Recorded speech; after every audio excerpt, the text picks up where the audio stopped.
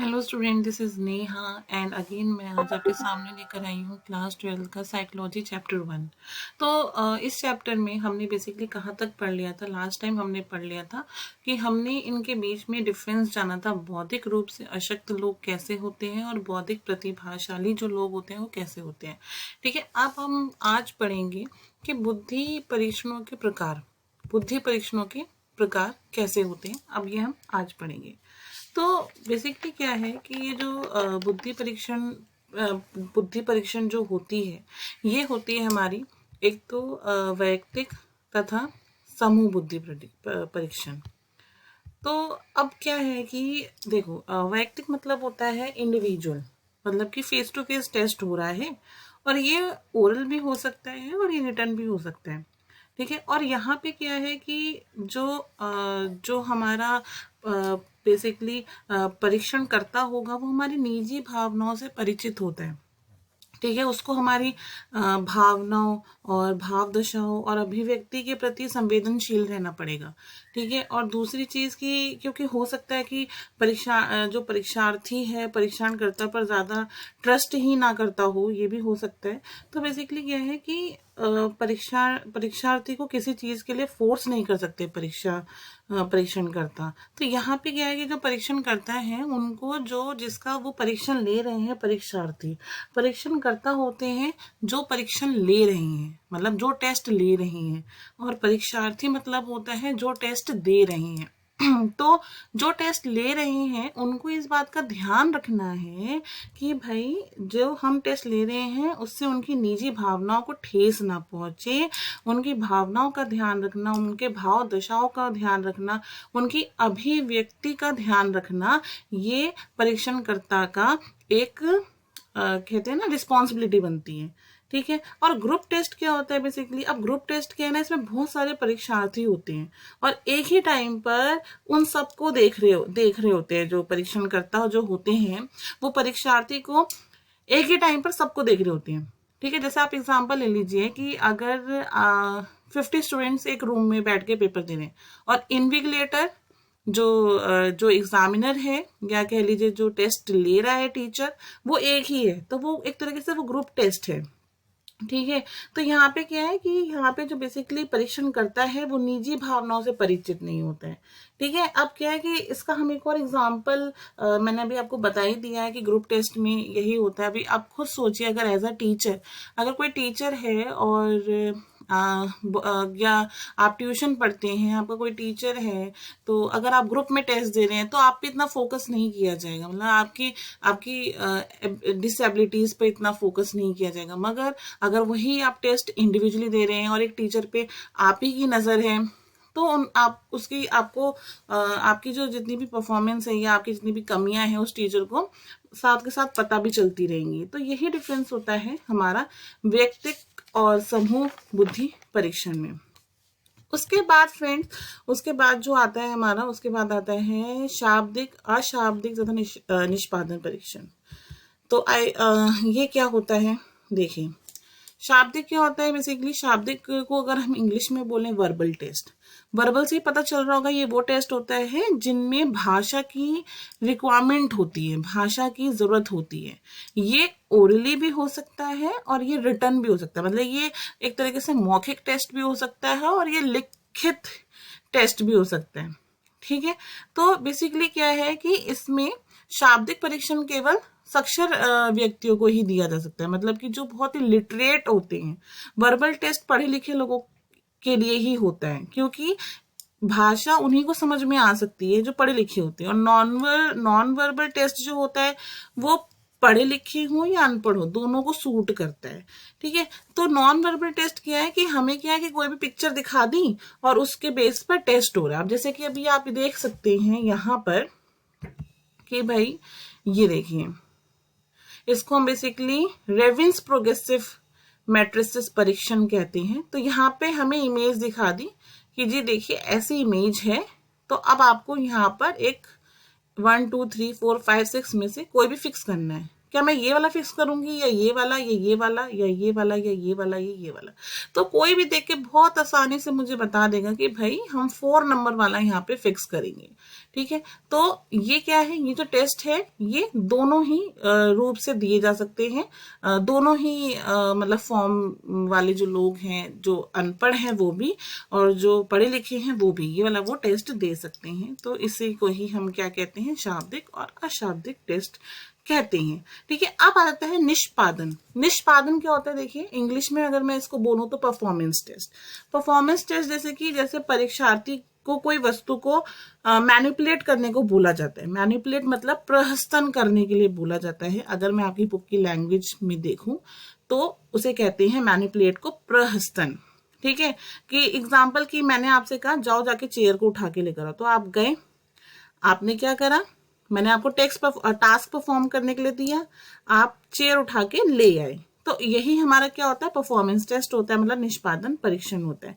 जैसे कि इसका बहुत ही अच्छा एग्जाम्पल है यहाँ पे कुहस ब्लॉक डिजाइन परीक्षण। ये बहुत ही अच्छा एग्जाम्पल है। इसमें क्या है कि क्या होता है, बेसिकली बहुत सारी लकड़ियों के एक घनाकार गुटके होते हैं। ठीक है, तो परीक्षार्थी को क्या करना पड़ता है, दिए गए समय के अंतर्गत गुटकों को इस प्रकार बिछाना होता है कि उनसे दिया गया डिजाइन बन जाए। होता है ना, जैसे पजल्स टेस्ट आप लोग करते हो, कई बार पजल्स करते हो कि एक हमें बहुत सारे ब्लॉक्स दे दिए होते हैं और एनिमल्स बना होता है उसमें, कभी कहीं किसी का पैर होता है, कभी कहीं किसी की पूंछ होती है, कहीं किसी का मुंह होता है, तो वही हम जोड़ देते हैं, तो वही हमारा एक तरीके से पजल बन जाता है। तो वही पजल है। ठीक है, अब इसमें क्या है ना कि अब बेसिकली क्या होता है, देखो अगर हम आगे पहुंचे तो यहाँ पर एक और चीज आती है, वो आती है संस्कृति निष्पक्ष तथा संस्कृति अभिन्नत परीक्षण। अब ये कब आती है, ये कब होता है? देखो, निष्पादन टेस्ट क्या है, इंडिया में अगर मैं बोलूं या अमेरिका में बोलूं, अगर ये होंगे तो सेम होंगे। यस, बिल्कुल सेम होंगे, इनको करने का तरीका सेम होगा। ठीक है, ऐसे ही वर्बल टेस्ट में ये होता है क्या? नहीं होता। आपकी कंट्री में अलग होगा और दूसरी कंट्री में अलग होगा। वर्बल टेस्ट बोले तो, अगर वर्बल टेस्ट को मैं हिंदी में बात करूं आपका, तो वो आएगा शाब्दिक परीक्षण। तो शाब्दिक परीक्षण में ऐसा नहीं होता है, आपकी कंट्री में वो अलग होता है और दूसरी कंट्री में अलग होता है। तो इसी वजह से ये अलग कैटेगराइज्ड में आने की वजह से हमारा एक नया टॉपिक हमारे सामने रहता है, उसे हम कहते हैं संस्कृति निष्पक्ष तथा संस्कृति अभिन्नत परीक्षण। अब इसे हम ध्यान से समझेंगे कि क्या होता है। देखिए, संस्कृति निष्पक्ष परीक्षण वो होते हैं जो हर संस्कृति को सूट कर जाए। बड़े सारे साइकोलॉजिस्ट ने कोशिश करी कि वो ऐसे टेस्ट बनाए जो हर कल्चर को, मतलब हर संस्कृति को सूट कर जाए, लेकिन ऐसा होता नहीं है, ये इम्पॉसिबल है। क्यों इम्पॉसिबल है? क्योंकि अगर हमें हर कल्चर का टेस्ट फेयर लेना है तो हर कल्चर का एक्सपीरियंस भी तो होना चाहिए, और हर कल्चर का एक्सपीरियंस हम कैसे ले सकते हैं, ये इम्पॉसिबल है।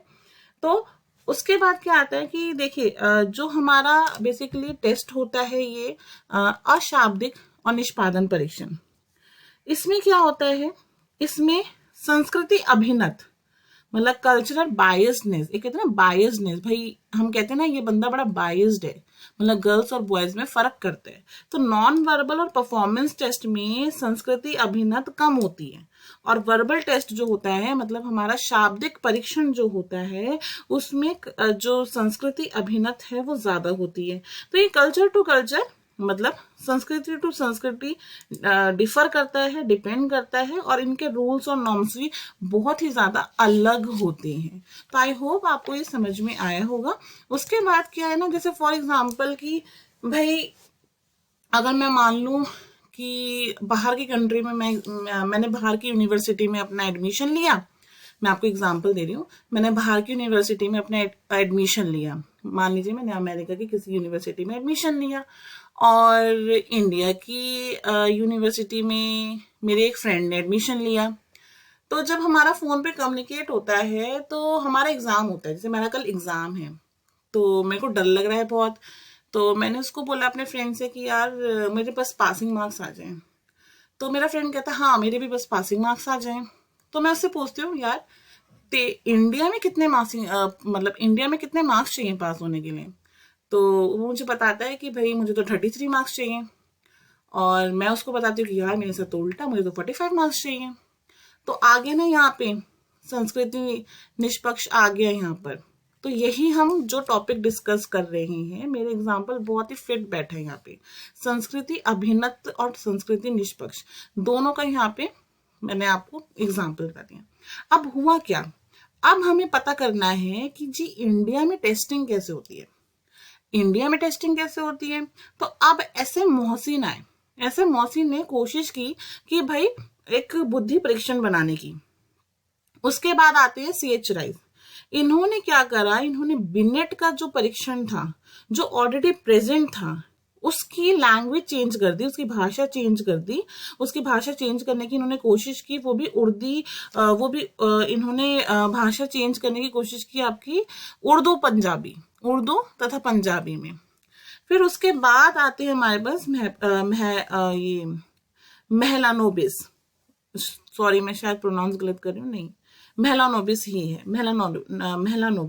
मेहलानोबिस है। इन्होंने भी क्या करा, बिनेट के टेस्ट का ही इन्होंने संशोधन, मतलब उसको इन्होंने लैंग्वेज चेंज कर दी, प्रेजेंट सेम वही किया जो ऑलरेडी प्रेजेंट था, इन्होंने बस लैंग्वेज चेंज करी और उसको कर दिया बंगाली भाषा में। तो हो सकता है आपके 1 मार्क्स का यहाँ से क्वेश्चन उठ के आ जाए कि CH राइस ने कौन से लैंग्वेज में कन्वर्ट करा था बिनेट के प्रेजेंट को।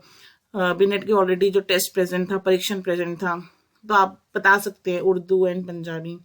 मेहलानोबिस ने बेसिकली बिनेट के जो ऑलरेडी टेस्ट बना हुआ था उसको बंगाली भाषा में किया था। उसके बाद काफी ऐसे टेस्ट थे जिनके लिए इंडियन नॉर्म्स बनाने की कोशिश की गई, बहुत सारे ऐसे टेस्ट थे, बहुत सारा कंस्ट्रक्शन किए गए। तो अच्छा, एक और चीज मैं आपको बताना चाहती हूँ कि हो सकता है कि आपके एग्जाम में ये भी आ जाए कि भाई बुद्धि परीक्षणों के दुरुपयोग क्या होते हैं। तो यहाँ पे जैसे कि हम देख पा रहे हैं कि भाई किसी परीक्षण पर खराब प्रदर्शन बच्चे पर कलंक लगा सकता है तथा उससे उनके निष्पादन और आत्मसम्मान पर प्रतिकूल प्रभाव पड़ सकता है। मतलब बच्चा एकदम डिमोटिवेट हो जाता है। ठीक है, परीक्षण माता पिता, अध्यापकों तथा बड़ों के भेदभावपूर्ण आचरण को न्यूनता दे सकता है। मतलब कि भाई अगर बच्चा ही फेल हो गया परीक्षण में, तो क्या है कि एक आता है ना कि अरे तो पढ़ाई में बिल्कुल बेकार बच्चा हो गया, और फिर बच्चा क्या है वो भेदभाव मतलब आचरण देखेगा सबका। मध्य वर्गीय और उच्च वर्गीय जनसंख्याओं के पक्ष में अभिन्नत परीक्षण समाज के सुविधावंचित समूहों में से आने वाले बच्चों को बुद्धि लब्धि को कम आंक सकता है।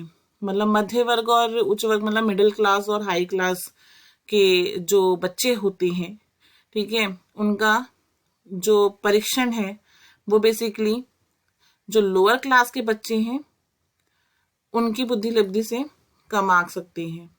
बुद्धि परीक्षण सृजनात्मक संभाव्यताओं और बुद्धि के व्यवहारिक पक्ष का माप नहीं कर पाता, ये भी इसके अंदर लिमिटेशन है। तो ये आप पढ़ लेंगे तो आपको समझ में आ जाएगा, ये बहुत ही इजी है।